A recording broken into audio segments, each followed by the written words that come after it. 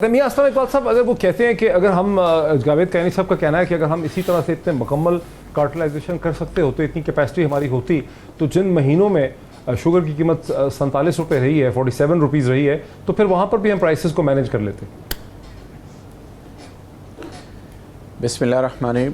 Doctor साहब बहुत शुक्रिया आपका, थैंक यू वेरी मच। देखिए सर, गुजारिश ये है कि सबसे पहले हमें ये देखना पड़ेगा कि जो तो फेडरल सतह पे जो रिपोर्ट आई है शुगर इंडस्ट्री के बारे में, वो अपनी जगह पर है, उसको साइड पर रखते हैं, अभी हम उसको डिस्कस नहीं करते। मैं तो एक as a citizen of Pakistan और एक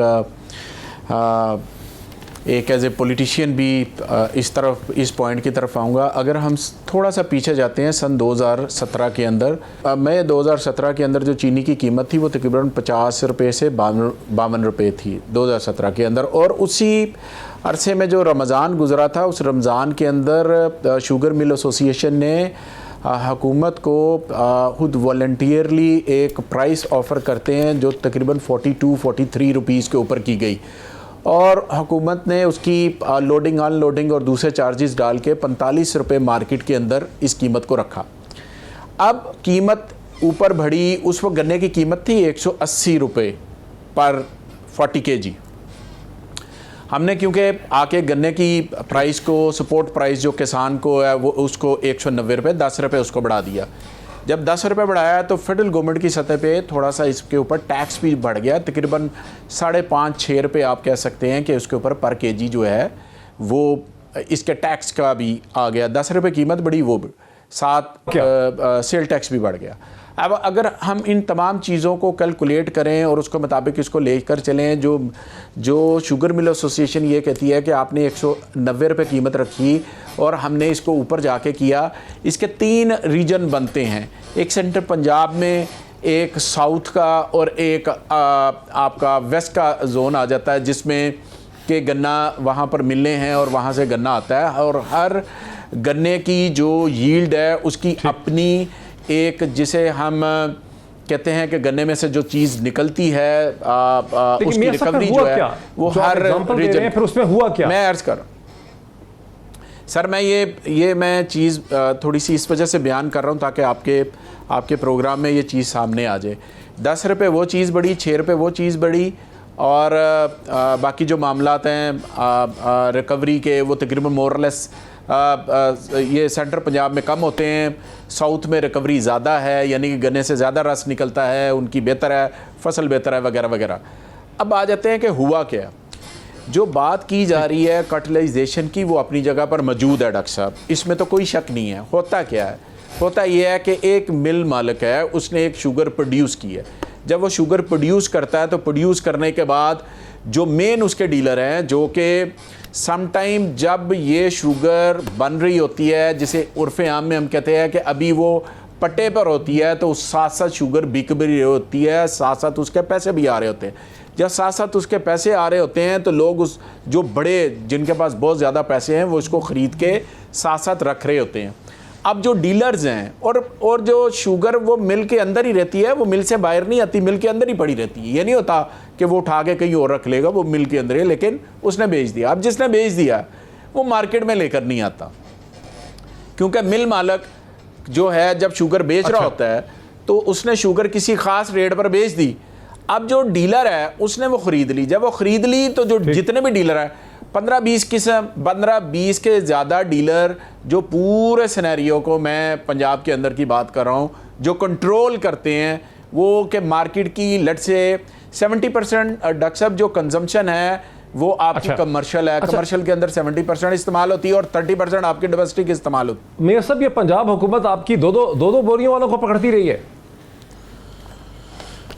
देखिए सर, डॉक्टर साहब पहले मैं आपको रिस्पॉन्ड करूंगा। अभी कैनी साहब ने जिस तरह बात फरमाई है कि ऑयल के हवाले से कि इंटरनेशनली प्राइस जो है वो ऑयल की गिरी, इस वजह से गिरी क्योंकि उसकी कंजम्पशन कम हो गई, लोगों ने इस्तेमाल नहीं किया, बाउंड्रीज बंद थी, वगैरह वगैरह, कारोबार चल नहीं रहे थे, डिमांड नहीं थी, ट्रैफिक सड़कों पे थी नहीं, लॉकडाउन था, पूरी डिमांड नहीं थी, उसके मुताबिक हो गया।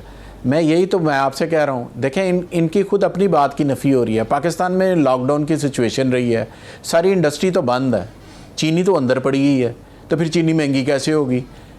आप ये भी तो थोड़ा सा एक देखें ना कि खुद आप एक ऑयल की एग्जाम्पल। सर मुझे बात ये है सर मुझे बात डॉक्टर साहब बात चलें आप करें, मियां साहब बात करें, ठीक है साहब बात। शुक्रिया जी, बड़ी मेहरबानी सर, थैंक यू। मेरी मैं ये अर्ज़ कर रहा हूँ कि देखें सारी कमर्शियल एक्टिविटी तो आपकी सारी बंद है। आपने डोमेस्टिक के ऊपर आपने फोकस कर लिया और इतना ज़्यादा फोकस कर लिया कि कीमत जो 45 रुपये थी उसको आप 90 ले गए, 95 ले गए, 100 पे भी नहीं ठहर रहे आप। और चीनी आपके गोडाउन के अंदर पड़ी है। आपका जो होलसेलर, आपका जो मेन आदमी है वो चीनी खरीदता है मार्केट में। एक कानून है ना, एक कानून मैं इसको सपोर्ट करता हूँ कि जो बंदा चीनी खरीदे, आपसे कोई भी चीनी ले रहा है वो डीलर है, वो मेन डीलर है आपका।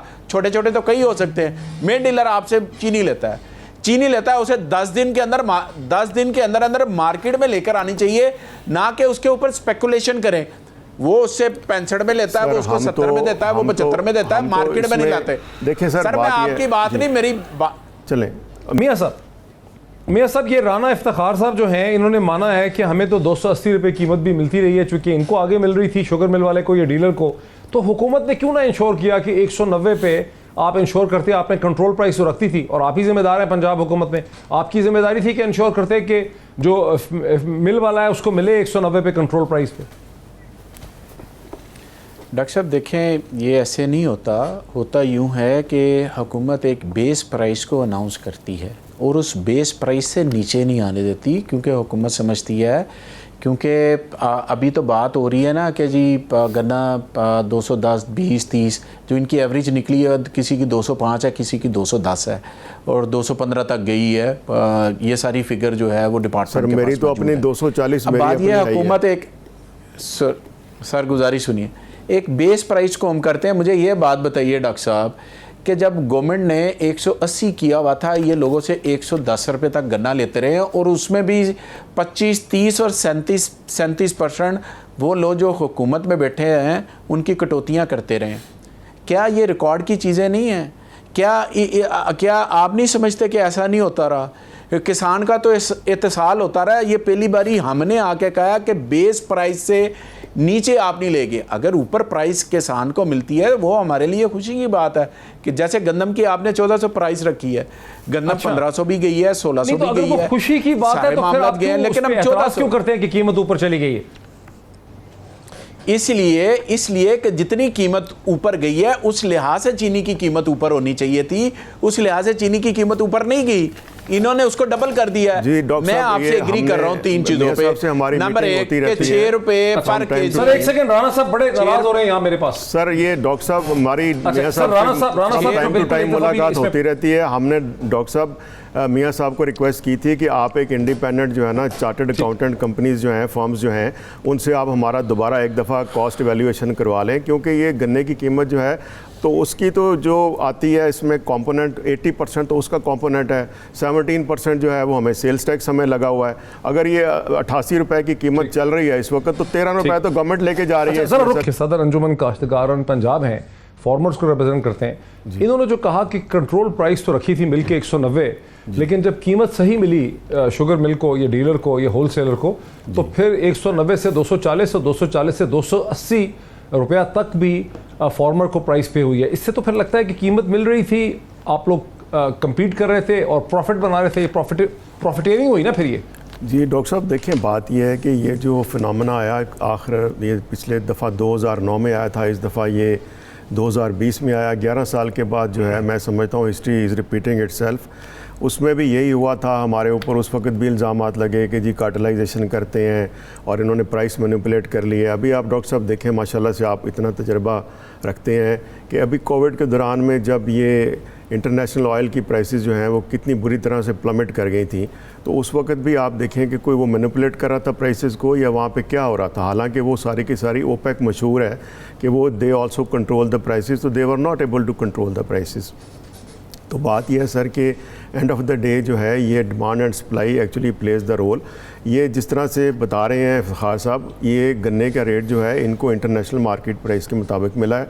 इस दफ़ा शॉर्टेज ईयर था और शॉर्टेज ईयर की वजह से हम फोरवार्न करते आ रहे थे गवर्नमेंट को कि जी आप शॉर्टेज ईयर था तो एक्सपोर्ट्स कर दिए आप लोगों ने, करवा दी। हमने तो नहीं की ना, ये जो 13 जुलाई से पहले की हमारी मैनेजमेंट थी वो, और ये नंबर्स जो दे रहे थे पंजाब गवर्नमेंट स्पेशली वहाँ पे, वो सारे के सारे जो फर्स्ट फिगर्स जा रही थी गवर्नमेंट के पास, हम चाह रहे थे कि गवर्नमेंट को सही पिक्चर मिले। हमने जब 13 को टेक ओवर किया हमारे ग्रुप ने, उसके बाद हमने जाके 22 तारीख को मीटिंग की गवर्नमेंट के साथ, उनको बताया कि जी इतनी शॉर्टेज आ रही है 3 लाख टन की, तो 3 लाख टन आप फौरी तौर के ऊपर इंपोर्ट कर लें, जिसके ऊपर गवर्नमेंट ने फैसला किया है कि जी हम इसको मंगवा लेते हैं। मैंने उनको ये कहा था कि स्ट्रेटेजिक रिजर्व जो है वो आपको अपने पास रखना चाहिए।